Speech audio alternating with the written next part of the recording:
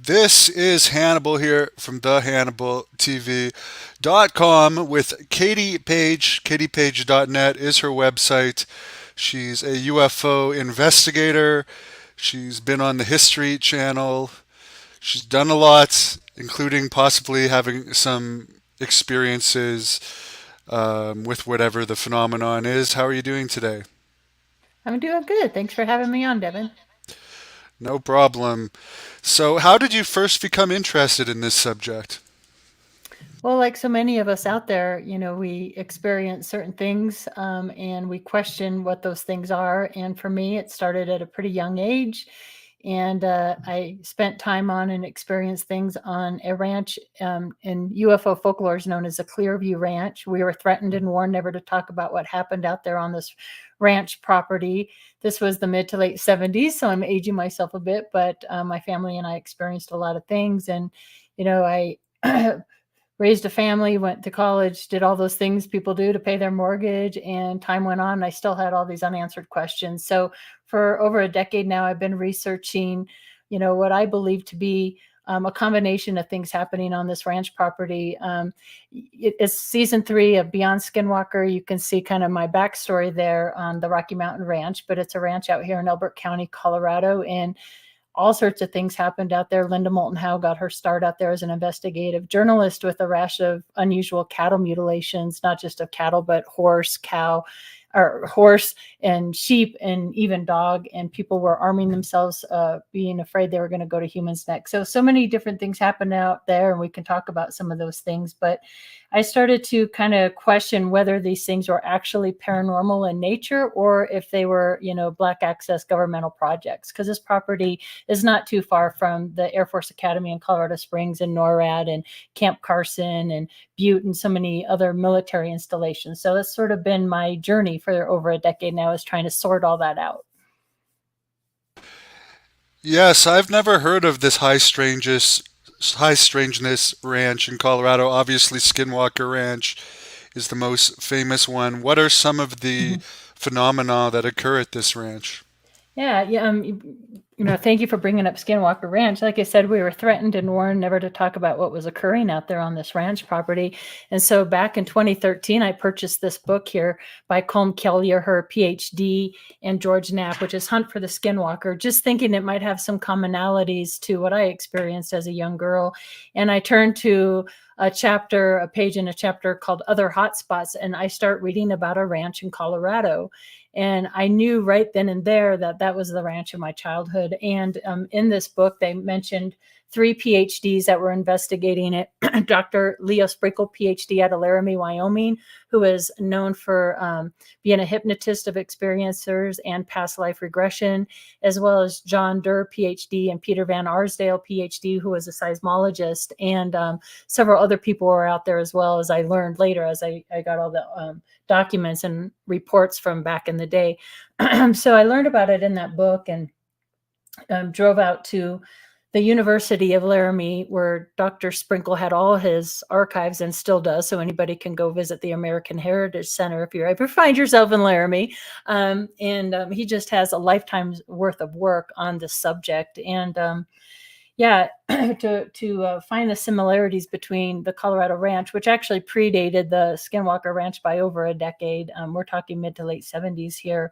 Um, the commonalities to the places are just parallel, from strange humming noise and bangs underground to the mutilations to these unmarked helicopters and military presence to these strange disappearing boxes to paranormal activity and cryptids, Bigfoot, Sasquatch, all these things are occurring at these locations. And it's so interesting too. Just recently, I've been talking with people, across the pond over in the UK, and they experience very similar things too in certain locations. So there's something about certain locations around the world that's either allowing us to interact with the phenomenon, or it's attracting the phenomenon, or maybe a little bit of both. But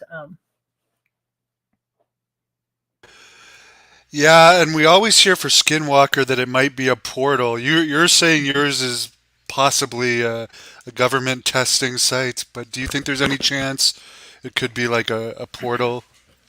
Absolutely, and I'll tell you why. So I think that's why it makes it so hard to research investigate and come to any conclusions, because I believe, and I've come to believe through all the work I've done, that both things are occurring simultaneously. And then, of course, it's always the question, what comes first, the chicken or the egg? Did one precede the other, the activity or whatnot? So in doing an investigation on the history of this property. And I want to state too, for your listeners, that it's not just this one family's ranch property.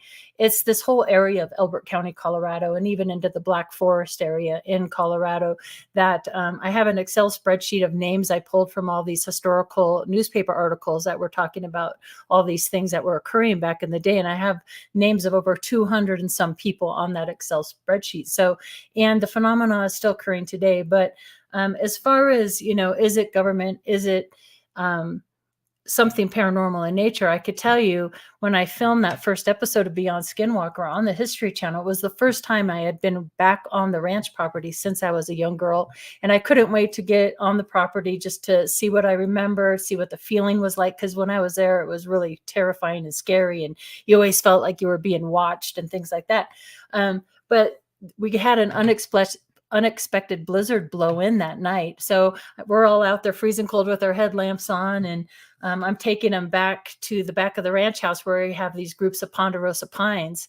And this is where so many different things were reported to happen back there. And one of my earliest memories of being on that property, it was during the daytime. I was with my mother's boyfriend, the youngest son, and myself. We were driving around the ponderosa pines in a pickup truck, and we had stopped the truck to get something out of this little outbuilding, and that strange noise started up. If you've ever stood under like electrical power grids or lines, sounded like that, like a kind of a humming bee sound. And all I heard was my mom's boyfriend screaming at us to get in the truck because he saw the box. And I look over, and about 3.5, 4 feet off the ground was this lit box making this strange sound. We're jumping in the back of the pickup truck. I turn around to look back at the box, and it was gone. And I didn't talk about that for a long time until I knew other people were experiencing the same thing, because it sounds just so crazy, right? But I even have reports from George Yarnell, the sheriff of Elbert County, experiencing that, and Bill Waugh. So other adults have seen this strange box. We have different cases back in the early 70s. The Carl Higdon case out of Wyoming experienced a strange box. Trey Hudson's ranch down south has this box, and they've even seen it on Skinwalker Ranch. So I don't know what's with these boxes, but it's a memory that I have that occurred. But when we were out there and I was showing them this box, it's blizzarding, snowing. I mean, our footprints were getting covered. That's how much it was snowing out there. And out of nowhere, there's this blanket of snow, and out come these bipedal footprints in the snow, one in front of the other. It wasn't a cow. It wasn't an elk. It wasn't a horse. I mean, they don't have any of these things on the property anyway. And then they walk for maybe 10, 15 feet, and then they disappear as if they went underground like a portal, and they came back up another maybe 15 feet or so, and then disappeared again. So it was as if something was curious, maybe I don't know what, some cryptid, something was curious about our presence out there in the woods that night, came up to look maybe, and then disappeared, so it was really unusual. So I do question whether, there is some sort of opening or portal or something like that at these locations. One thing these locations have in common, at least most of them, I'd say 80+% of these locations all ping the charts of being highly magnetic areas. So if you go to the North American Magnetic Anomaly map online, you can look at your area and see if you're in a highly magnetic area.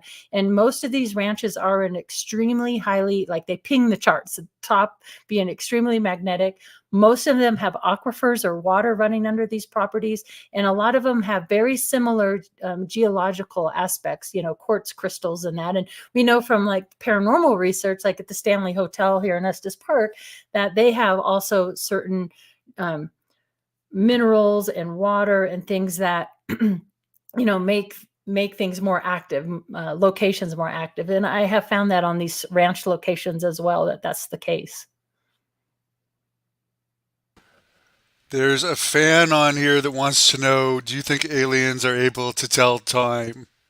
Well, according to today, no, but we'll blame that on the eclipse. No, I think, time is not linear like we all know it, but yeah, so I don't believe aliens, if there are aliens out there, go by the same time frame that we do? That's a good question. We've heard in some of these alleged abduction cases that like time goes by, I guess, without they'll be like in a car and then they'll wake up 2 hours later without knowing what's happened for those 2 hours. Right. Yeah. The missing time phenomenon. That's pretty common. I was the state director of Colorado MUFON, which is the Mutual UFO Network, for a number of years. And I never joined the ERT, which is the Experiencer Resource Team that was headed up by Kathleen Martin, who is the niece of Betty and Barney Hill. But it's a great resource for any people out there that think they may have had some sort of contact with extraterrestrials. I have not had that necessarily. Now, that's not to say I haven't had a lot of paranormal things happen in my life. I've seen like shadow figures and that, when I was a young girl and things like that.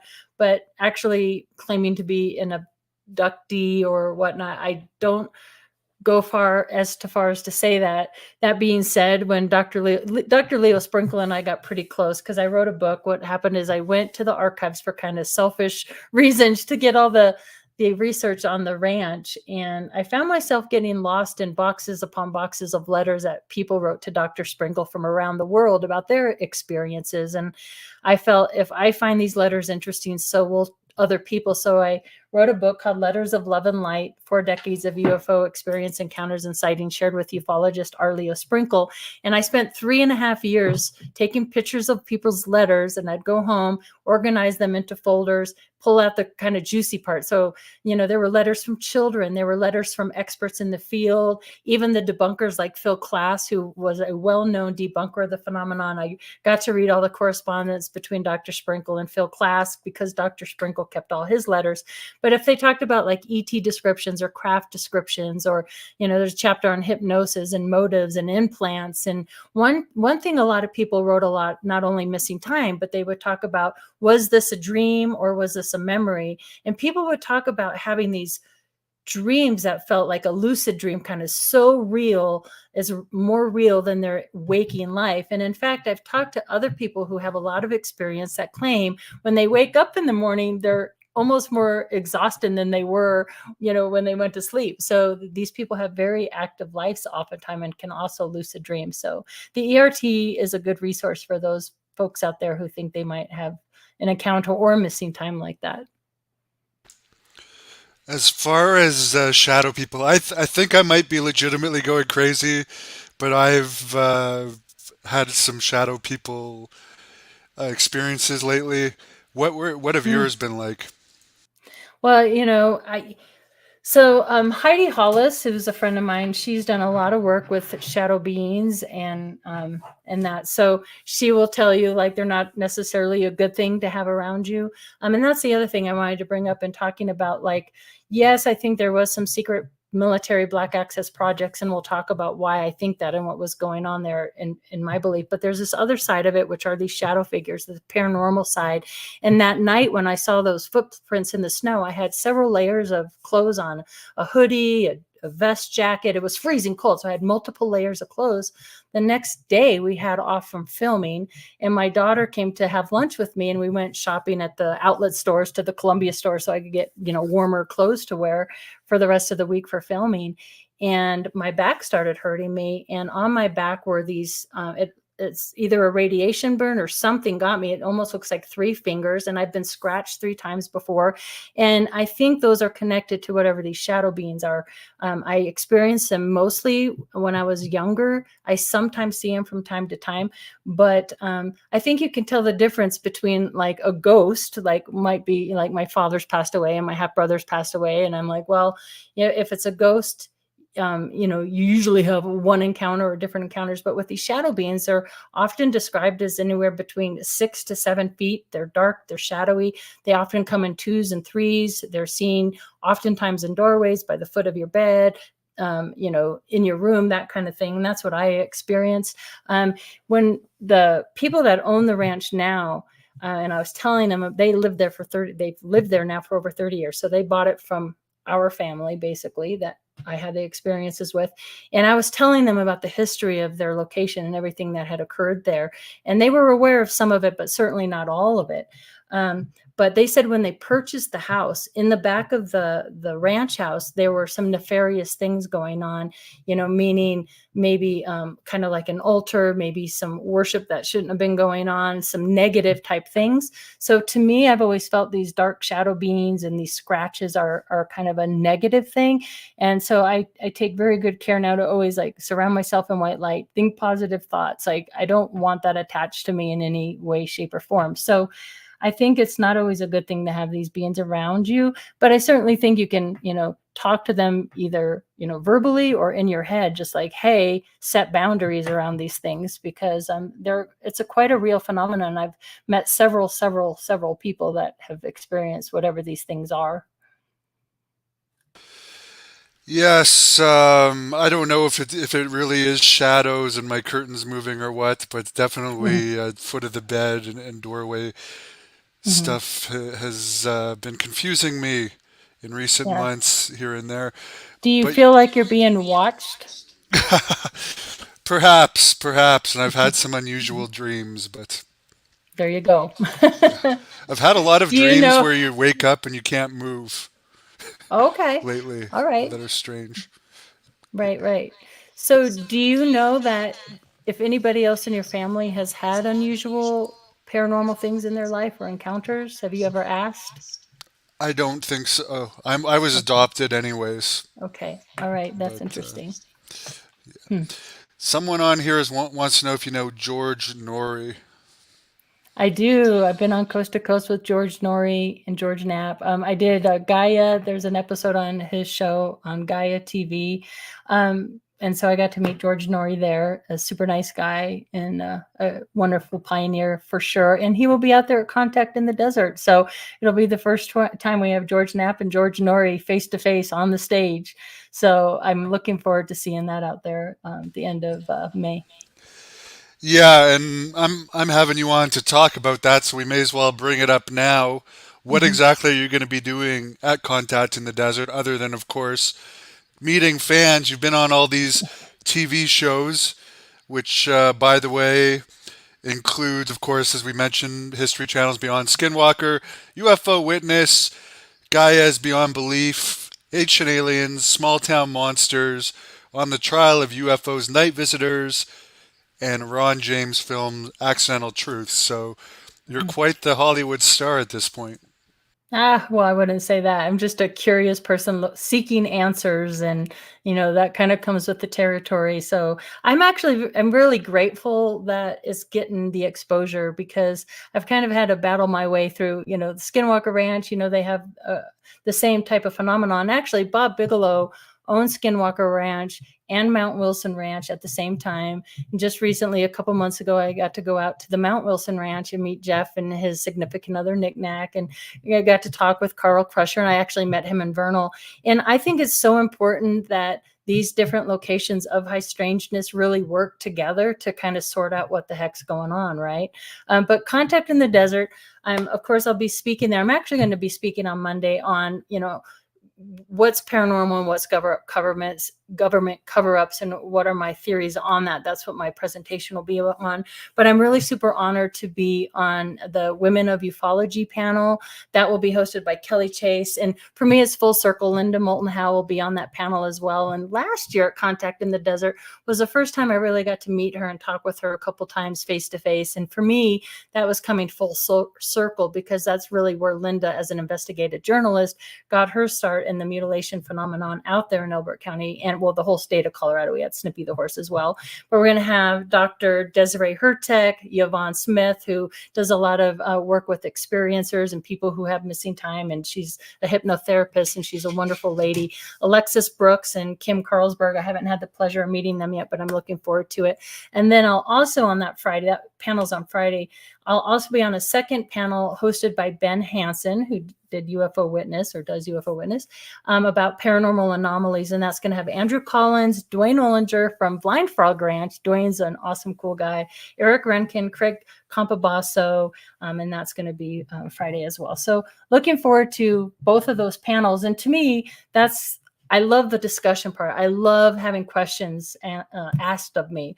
So that's my favorite part, instead of me just going up there about, what I experienced. I love learning what other people have experienced, because to me, that's what we're all trying to do, is piece together this puzzle.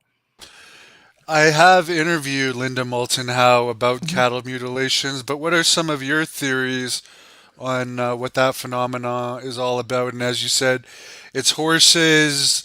I think wolves, we've seen it happen recently. Mhm. Maybe one or two humans, possibly. We know Right. about the Brazilian reservoir. Supposedly there may be a U.S. one, but what are your Right. thoughts on it all?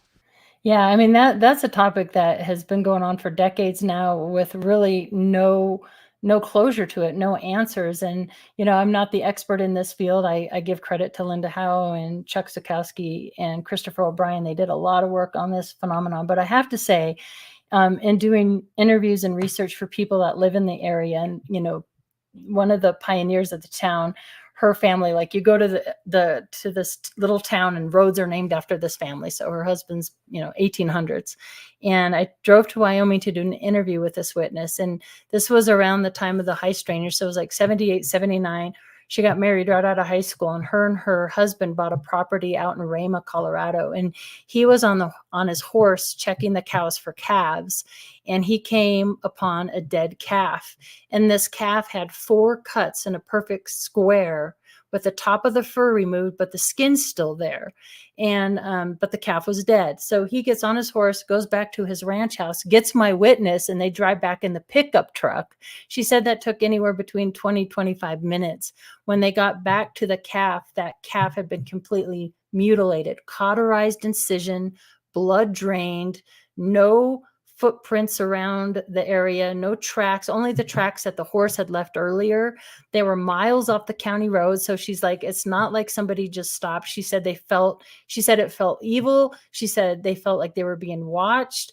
And they were just so freaked out by that encounter. And to me, that was a really cool interview, because it was as if they came upon a mutilation in progress, and I had not heard that before. And the coolest thing was, so we're friends on Facebook, and I get a message from her, and she's like, "Hey, Katie, you're not going to believe this. I found the photos." So they're the old Polaroid photos. So I have the actual photos of that calf that was mutilated.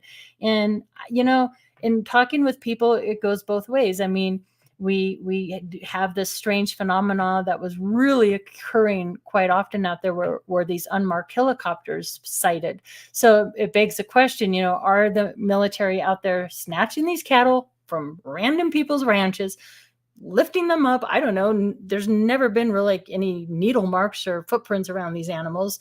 There's strange phenomenon around them too. Things typically go silent. The bugs, the gnats don't cling on them. Other animals like fox and coyote won't go near these animals. They won't touch them. Or a regular dead cow, your scavengers will get at it. Not with these cattle. It's really strange.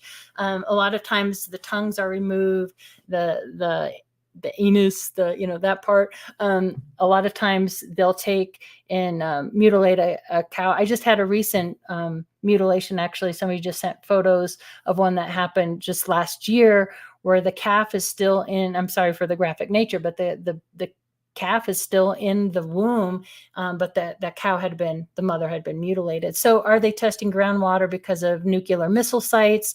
I don't think so. I think a lot of these mutilations are still left unexplained. Maybe some are, humans are responsible for, but I don't know. It's just still an ongoing mystery.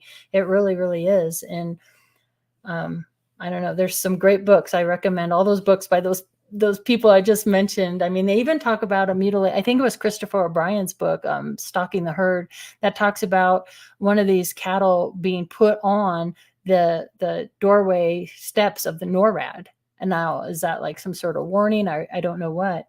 But in getting the documents from the ranch, from Dr. Sprinkle's office, they talked about that.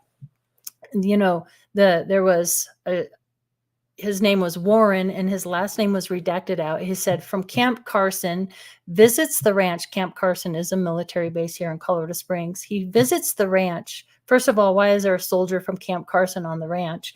But he said he felt something take over his mind, made him walk towards the woods. This would release him. He would run back to the ranch house, and did this to him 5 times, which speaks to me of like MK Ultra. We also have other clues in the reports from back in the day of the gentleman there who was in the Air Force and was out of San Francisco in the 60s. We had vagrants and homeless people on the ranch property. Were they experimenting with different LSD type of drugs, MK Ultra? He actually, in parentheses, in one of the reports, talks about legal LSD. Well, I don't know about you, but I've never heard of legal LSD in the 70s. It was all very much illegal unless you're there with doing some black access projects. So that's always been kind of a question I've had. Were some of these reports drug induced? I don't know. Probably some of it was. And I wonder with the mutilations, if it is humans, like if it is governments, why they wouldn't just raise their own cattle. Exactly. We've heard the rumors that maybe that they want like a fresh sample that might not be touched by anything. Uh, Right. but And but that's a again, the way that these things are cut and all the blood sucked out is very strange. Yeah, for sure. And that's the other thing too. I mean, even with the black access projects with the military, I mean, this property sat vacant for over 10 years. If they wanted the property, they meaning whoever, the military, they could have bought the property, but they didn't. And there were rumors surrounding this property for decades. So I went back and went into the Elbert County Archive Center and got all the old deeds and the whole provenance of the property itself. And I came across a really interesting thing on the internet, actually, and because it was referred to as the Mulligan Ranch. I'm like, okay, let me research the Mulligans. I just was doing general searches and things and ancestry and stuff like that. And I came across an article about a gentleman named Dick Mulligan. And later in his life, he became the caretaker for Winter Park Ski Resort up here in the Rocky Mountains of Colorado. And there's an article that talks about Dick Mulligan. As a matter of fact, one of the black ski runs is called Mulligan's Mile. It's still there. And talks about Dick Mulligan, born and raised in Kiowa on this ranch property. So he was born on this property where I experienced things. And he was known for bold exaggeration and the gift of gab. So like I could just imagine in his lifetime, old Dick Mulligan's trying to tell people what has been occurring to him, his whole life. And they're like, oh, Dick, you're such a, character. You have all these wild stories. Well, it's my belief these weren't wild stories. And he was trying to tell people what was happening. So I do believe the phenomenon out there goes way back. So when we get to that chicken and egg story, it sounds like the paranormal. I mean, there were reports from neighbors of lights flying on and off this property for decades, for years before the military presence. So I do believe the activity predates the military, and they were drawn in there because of the mutilations, because of what was going on. And, so much so that when I went to Florida and did an interview with Bill Wall, who was the undersheriff, he passed away, but I did an interview with his widow, Jean, and his son, Keith. And they were saying how they actually, for a few months, issued a no-fly zone over that area of Elbert County because these mutilations were occurring almost daily. And they've never come to a conclusion. I mean, back in the 70s and stuff, they were thinking, could they be like satanic cults or whatever? I think we could safely rule that out. Bill Wall's widow was telling us how, and his son, they had maps in the sheriff's office keeping track where these mutilations were occurring. And he said like one would happen in Montana, one would happen in Elbert County almost exactly at the same time. I mean, it was all through the Midwest, from Montana to Wyoming to Texas to Oklahoma, Utah, Nebraska, Kansas. This whole Midwest was getting hit by these things. Now, Elbert County was hit the hardest by far, same with the blacked out helicopters. So I think they were literally out there trying to figure out who or what was mutilating these animals. And talking to Paul Sinclair out of the UK, who has a wonderful documentary called Wolflands. And he has encountered these boxes, these disembodied voices, and the mutilations. I asked him about mutilations, and he said there was not only in the UK, but in Australia, of these kangaroos getting killed and mutilated. So there was a whole rash of those. I'm like, oh, kangaroos too. And that doesn't even bring up, like, we don't even think about elk or deer or, wild animals that we really don't keep track of.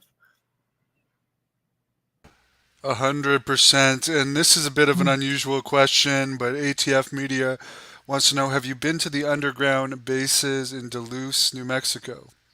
Dulce. So yeah, so that's one of the first things reported out there on the ranch were these strange hums and bangs underground. So I'm thinking, could they have been tunneling? And of course, the Dulce base out there in New Mexico, it's rumored that there's an alien base underground there. And interestingly enough, that this person would ask this question. I just had a woman that I will be staying a couple days after Contact of the Desert. I'm going to go interview her and her mother and her brother. And her father was CIA. He's passed away, but he was CIA, and he actually owned a lot of land that overlooks the Dulce base. And when he first acquired that land, he was met with people with,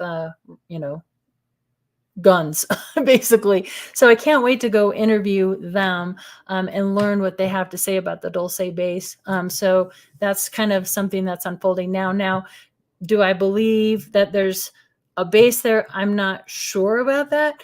I do believe, though, we know we have tunneling under the United States, right? We have NORAD in Colorado Springs, we have white sand. So are there tunnels going from these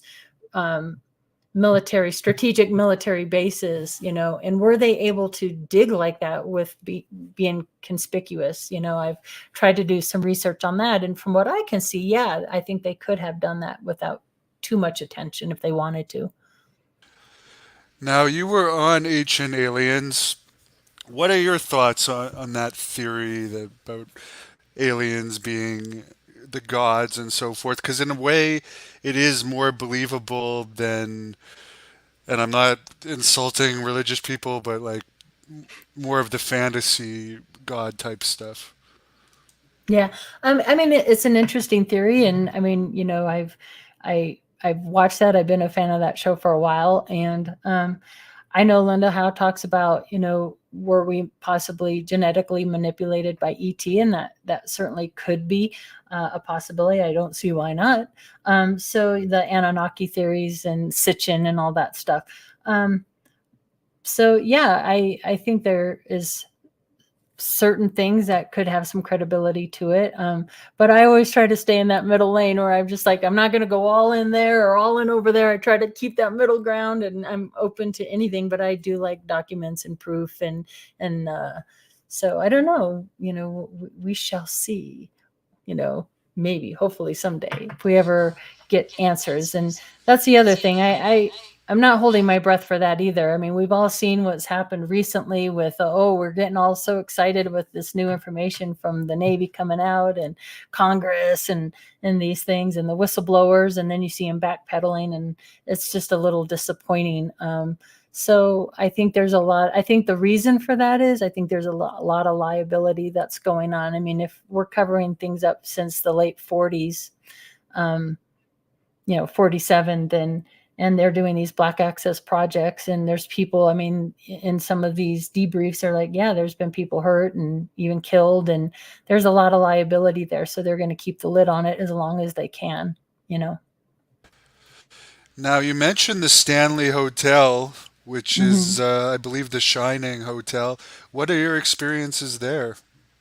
Oh, on my website, actually, kdpage.net, there I have a paranormal tab, and I believe the video's on there. And well, I did a couple of those. You know how they have those events you can go to with the ghost hunters. And so before I got into the UFO world, I was really interested and kind of addicted to the ghost hunter show. And they had these events with, Jason and Grant and Steve and Tango and that. I went to this St. Augustine Lighthouse one, because that to me was my favorite episode, where the ghost peeks over the rail and you see the shadow shoot. I'm like, oh my God, I got to go there. Anyway, and then I did a couple at the Stanley as well, because it's in my own backyard. Experienced some just real subtle things there, but my son was actually there with his wife and his family, and you can hear him on the video that's on my website. But there's a door, and to me, if you look closely enough, it's almost like you could see a shadow holding the door. And my son, who is kind of, a skeptic, he's like, well, that's just the shadow from the trees. And I'm like, no, you gotta zoom in and really look at it. But he's like, oh my God, this door. And it just boom, just shuts, and so just your typical kind of knocking, door shutting. We got some EVPs. We were there with a professional team of people who did EVPs, which are electric voice phenomenon, those kind of things.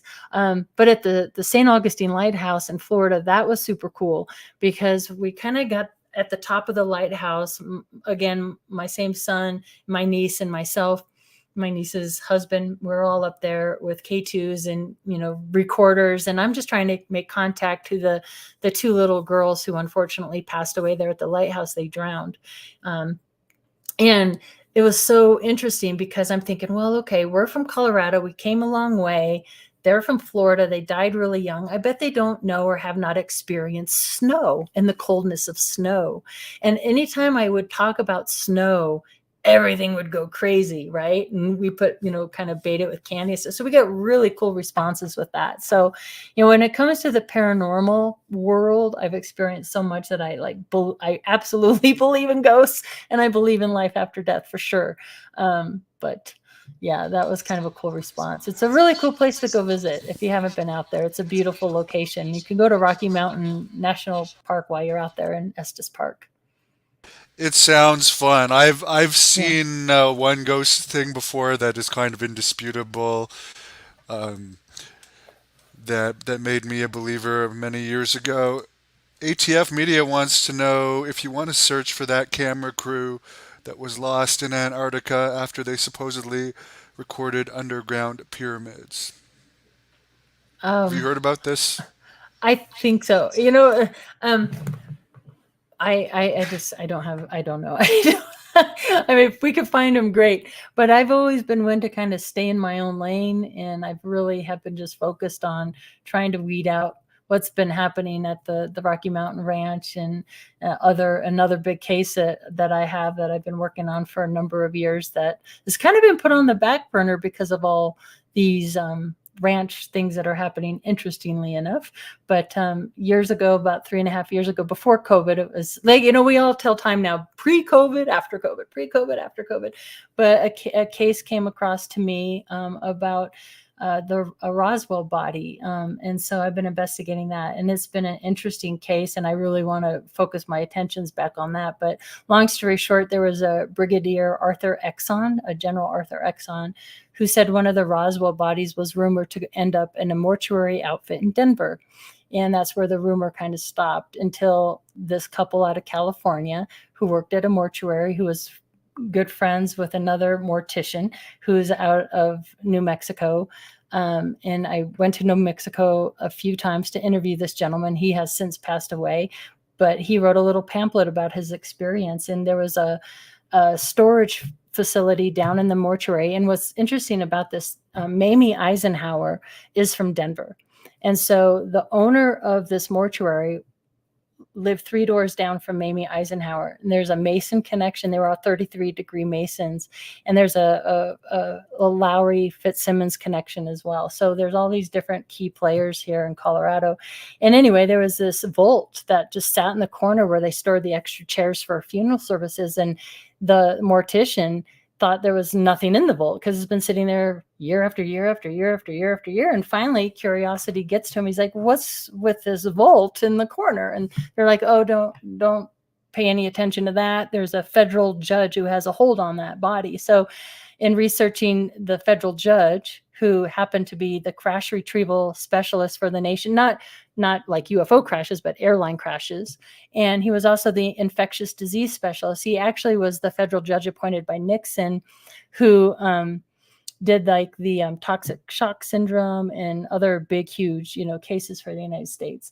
And talk about a weird synchronicity that happened while I'm investigating all these leads about this supposed Roswell body.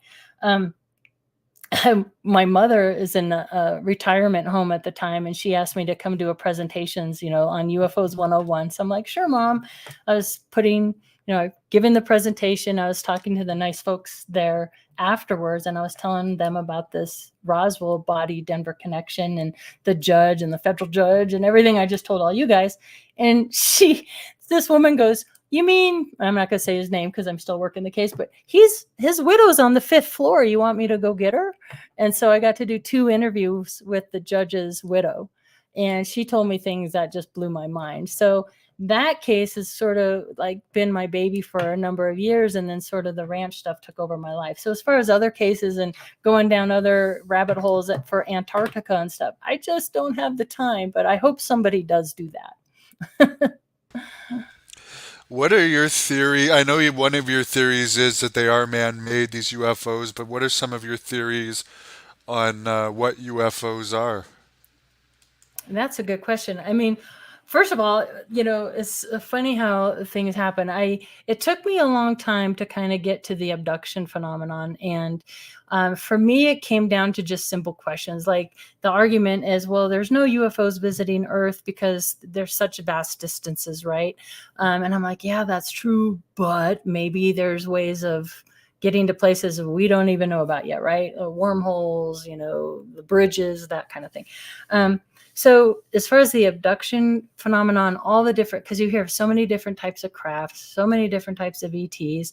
I get a little leery when people say they know what they want, where they came from or whatever. However, that being said, it came down to just basic common sense for me, which was, okay, the first question is, with everything I've read and researched, and I love digging in documents and I love historical things in the subject.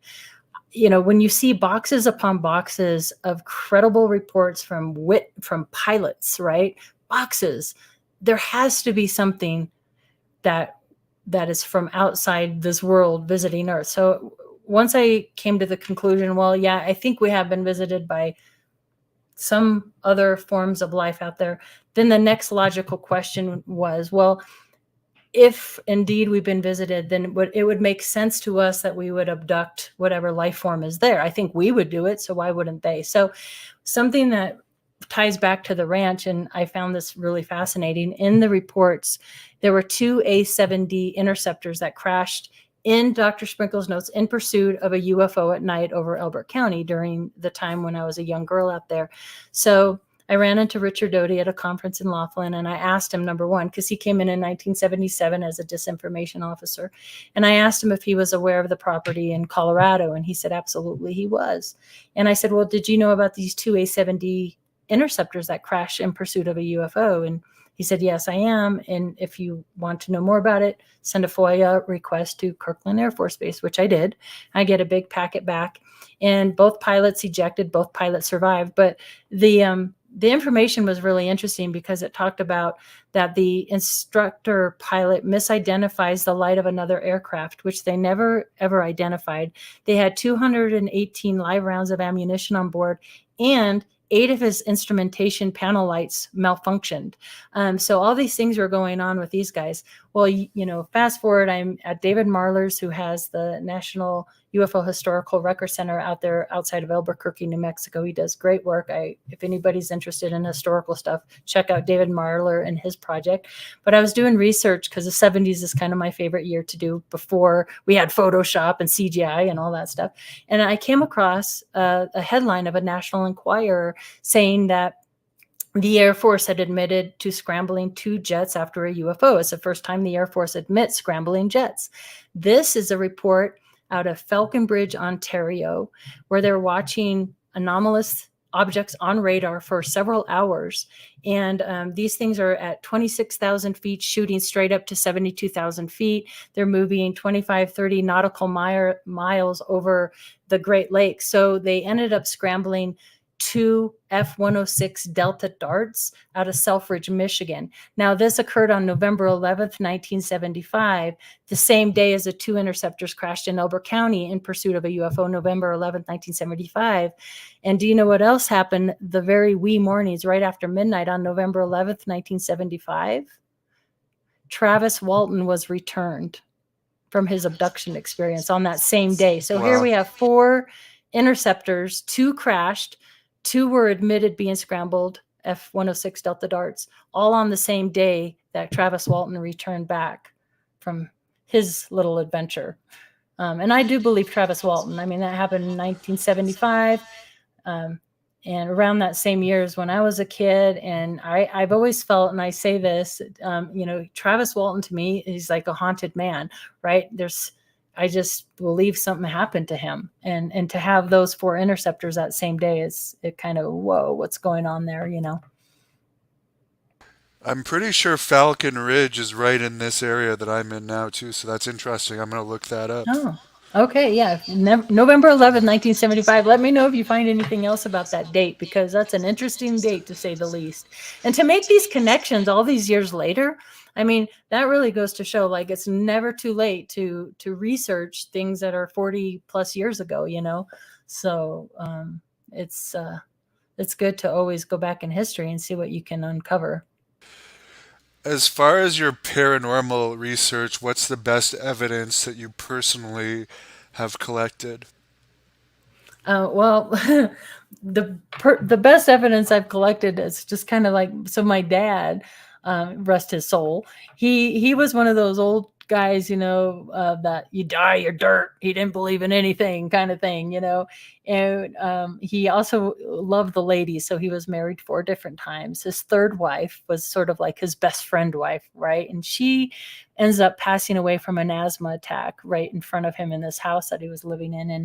And knowing my dad, and this is what he did, like 3 months later, he meets another woman. And not only does he marry her, but he marries her right there in the garden of that house where Midge had passed away.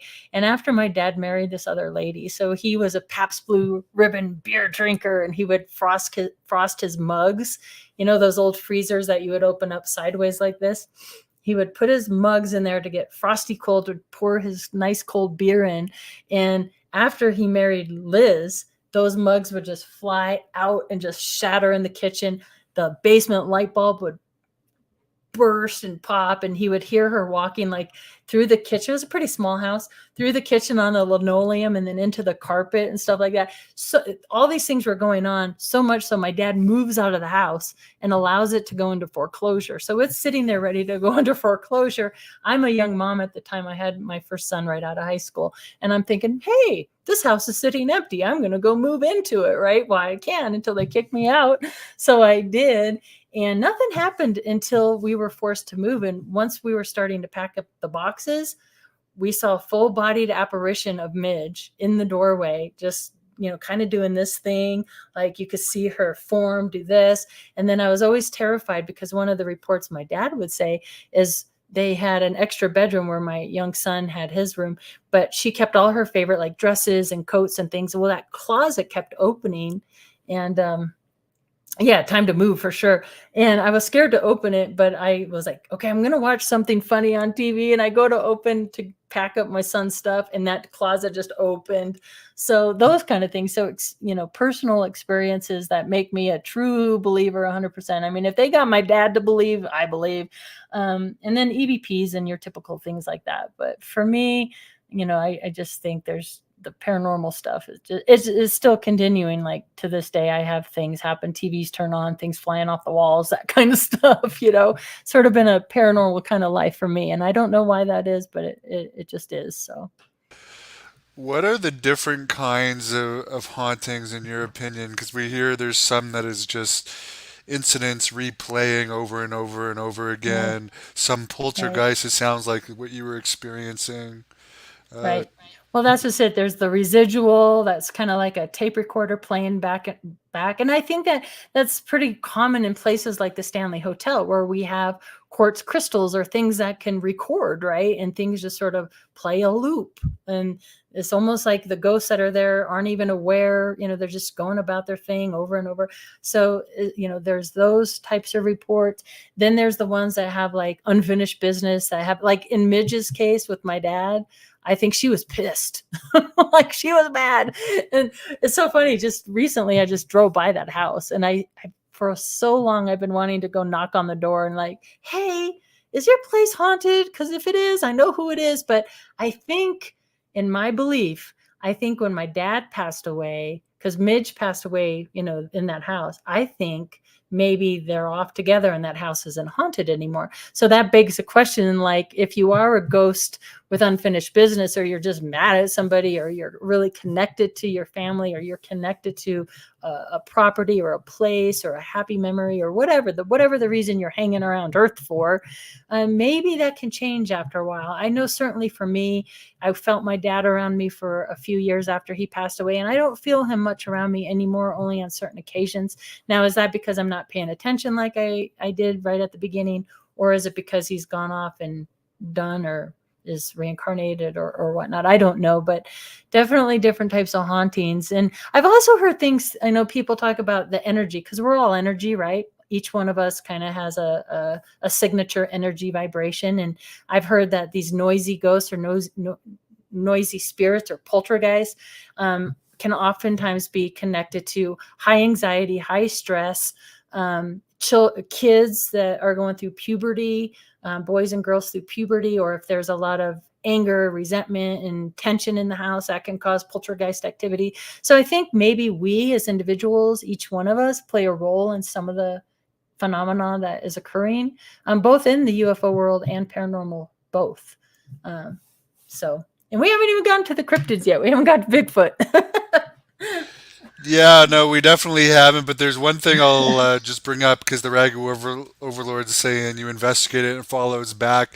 We've heard particularly from Skinwalker Ranch, because back when Robert Bigelow owned it, I know he said this happened with investigators, that in case, and it happened with George Knapp too, I believe, Right. like they won't have any hauntings or supernatural stuff happening at their house, but then they'll go to Skinwalker Ranch and suddenly weird stuff happens at home. Did you Yeah. experience any increased Well, activity?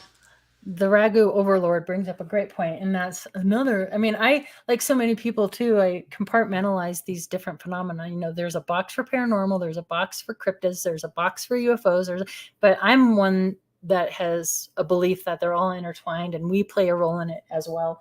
This book right here, Skinwalkers at the Pentagon, I always keep these two books near me because they're so important, and they kind of are the first ones who kind of really talk about this hitchhiker effect. And it was so eye-opening for me because I was putting all these different things in different boxes, and I'm like, oh, maybe it all does go back to the ranch property. However, my grandfather had things happen in Wisconsin, my parents in Illinois, and it kind of been following me even before the ranch. So whatever's connected has been connected for a while. There's also been a lot of cool research done. I bought a few books on the topic, but if you just like Google or research, there's been PhD studies even back to the Freudian days of reports of both the paranormal, shadow beings, UFO encounters, all of this high strangeness kind of stuff being associated with people who can disassociate from their bodies. So, and people can disassociate from their bodies for different reasons, whether it's a near-death experience, whether it's through trauma. We often, if we're being traumatized, especially as children, let's say you have parents who are fighting and screaming, an alcoholic father who's flying things, you like leave your bodies, right, for protection. Near-death experiences, people who meditate, DMT, different drugs can cause us to disassociate from our bodies. But there's been really cool studies done on people who have the ability to do that and paranormal activity, because it seems to me once you kind of go out there in the ethers, something does connect in. Whether that something is good, bad, or otherwise, I am not sure, but always be careful. Like I don't recommend playing with Ouija boards, for example. Always have, I think our intentions and the filters in which we view things plays an important role with what we get. But your listener is absolutely right. I think I will do this often. The more I investigate, the more I'm doing, the more work I'm doing, it'll tend to amp up the activity. So I kind of say it's kind of like plugging an outlet in a wall. Like you can plug it in and you can unplug it. So it's really easy to just unplug it and distract yourself with other things and take a break from it. Because you're right. The more you're involved in it, the more you're attracting it. We can attract things in our lives, and you can certainly attract the paranormal. Yeah, and you bring up Bigfoot.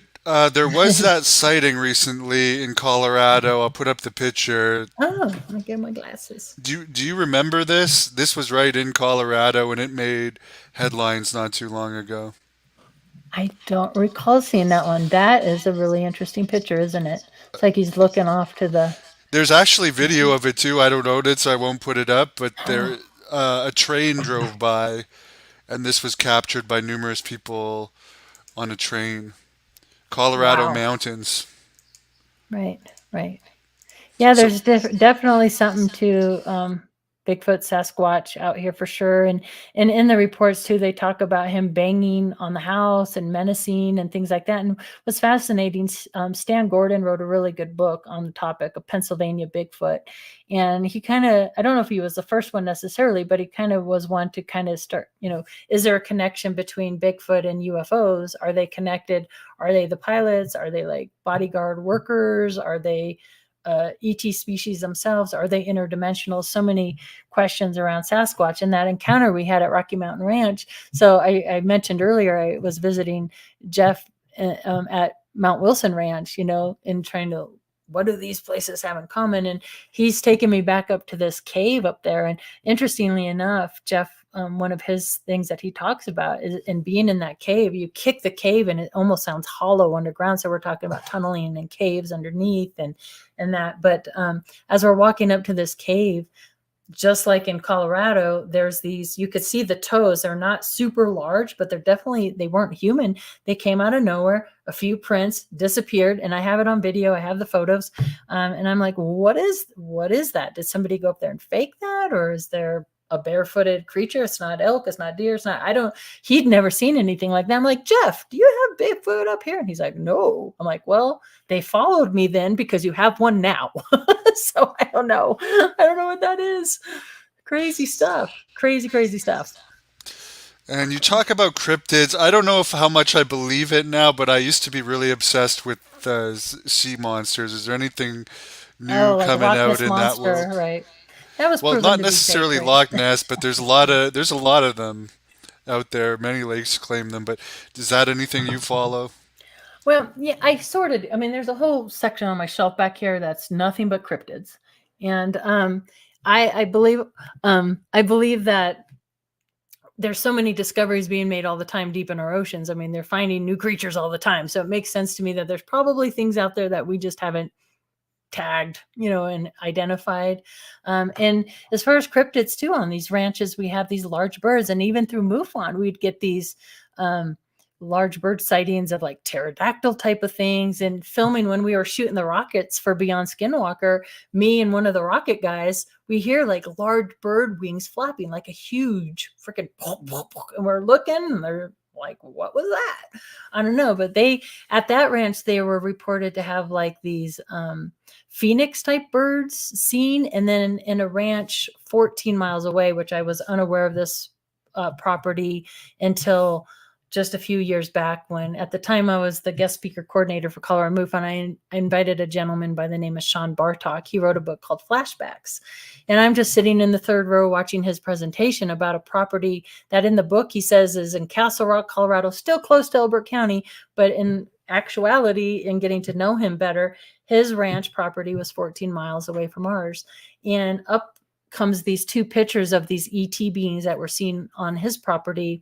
Plus he had sightings of like large phoenix type birds as well.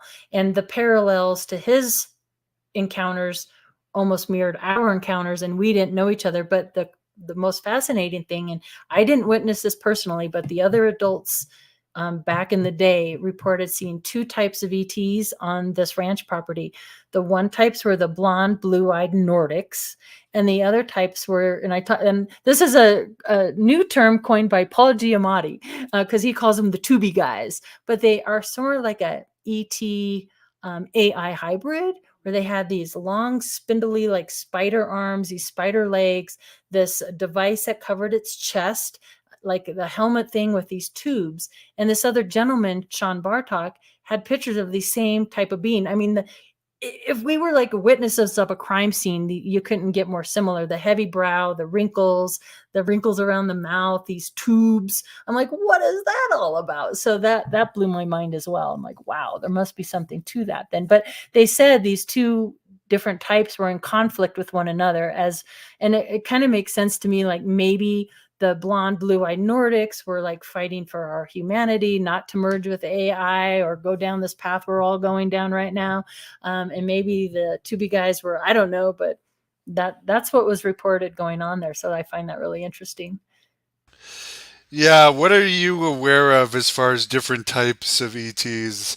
I always find it interesting, the people that come up with some of them. Some of them are more believable than others, but Right.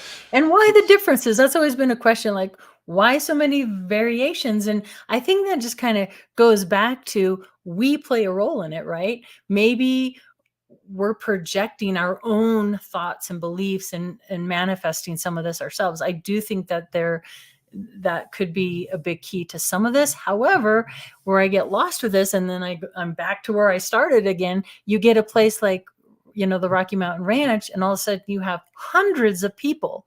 So is it like a mass delusion, a mass hysteria, these mutilations and the helicopters and these circles on the ground and the noises, and then before you know it, everybody is just creating all this? I don't know, but I mean, you hear of your typical, your Nordics, your blonde, blue-eyed. You hear the tall grays that are a little more robotic like, the short grays that are a little less robotic like. You hear of the reptilians, the Dracos, the ant people, just so many different types. I'm sure I'm missing some. But the the mantises Pleiadians, yeah, are the one, but the mantises. ant people I'd never heard of. Please tell us about the ant people. Yeah, the ant people is very, native folklore, and people talk about the ant people and the petroglyphs and that. And in Elbert County, we do have like so much of almost a whole country, but in that area in particular, we had Ute would use that, all of Colorado, and particularly in Elbert County, for their hunting grounds. The Cheyenne, the Comanche, the Pawnee, the Kiowa, Comanche. And we had the Sand Creek Massacre very close to this area as well, which is just a horrific incident that occurred. Actually, John Dover was affected by that, who was one of the paranormal rangers, and we had conversations about that. So I do believe that our land and our water can retain some of this stuff, just like what we talked about with the paranormal, the recordings of history. But the ant people, I think it's interesting. We have we're Snippy the horse in Alamosa and the Great Sand Dunes here in Colorado, and they don't know where the sand came from, right? You're here in the middle. Of course, we were all under the oceans at one point. I get that, but right here we have this large pile of sand. So I like to joke maybe the ant people are digging that up and leaving their sand piles there. I don't know, but yeah, they're just like depicted on petroglyphs and things, and they look like your typical upright ants. So I don't know. Those do not sound like something you'd want to wake up to abducting you in the middle of the night.